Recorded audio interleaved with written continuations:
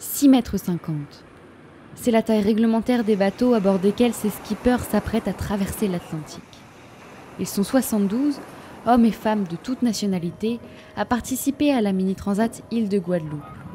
Une course en solitaire, en 2 étapes jusqu'à Pointe-à-Pitre, qui partira du port de Douarnenez la semaine prochaine.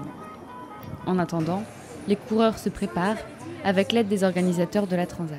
Nous sommes une équipe chargée de contrôler les voiles, le nombre de voiles autorisées, le type de voile autorisé. C'est une question de réglementation de la classe, et on autorise un certain nombre de voiles et pas plus. C'est une question de poids aussi, donc pour faire en sorte que tout le monde soit à peu près dans les mêmes clous, et une question d'équité aussi entre tous les coureurs.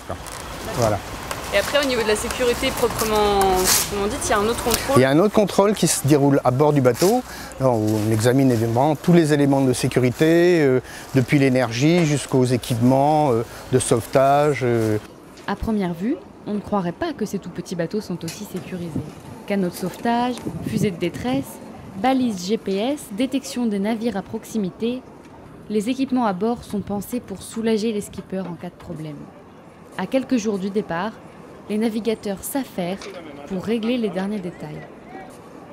He tenido que subir al palo porque no me funciona la luz de posición, la luz de navegación, y no sabía si el problema estaba en la bombilla o en el cable que va por dentro del palo.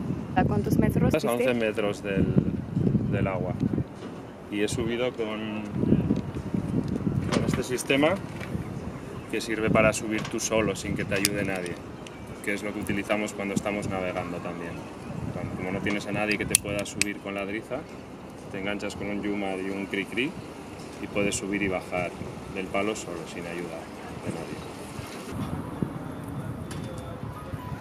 Avant le départ, donc on est très occupé par tout ce qui est briefing de sécurité, le contrôle de tout le matériel de sécurité du bateau. Mais la préparation n'est pas seulement technique. Les skippers profitent de ces derniers jours à quai pour se préparer aux risques qui les attendent au cours de cette épreuve solitaire à la fois physique et mentale.